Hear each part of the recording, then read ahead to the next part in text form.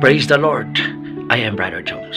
And so tonight, I'd like to remind you to this very important thing that we must prioritize. Sometimes, mas kakatagaan natong dakong pagtagad kung unsang ikasulti sa mga tao nganhi kanato. But, we need to know and we have to check first kung unsang ikasulti, unsay bation sa ato ang Ginoong Hesukristo, sa ato ang kabuhaton.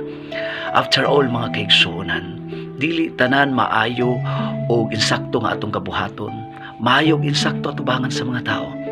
Just like the women nga niduol kang Ginoong Hesukristo ug iyang gipupo ang pahumot ngadto kaniya. Atubangan sa mga katauhan ug atubangan sa mga apostoles, dili maayo dili insakto ang iyang gibuhat. Pero para sa Ginoo maayo ug insakto ug nalipay ang Ginoo sa iyang gibuhat. Sometimes naatay buhaton na maayo ug insakto, pero dili ka kalipay ang mga katauhan tungod kay para kanila dili maayo ug insakto. So, we need to check first kung unsa ang kalipay o unsa ang kahimutan sa ato ang Ginoong Hesukristo. Mao'y dapat nato priority. If God is for us, who can be against us? Diba?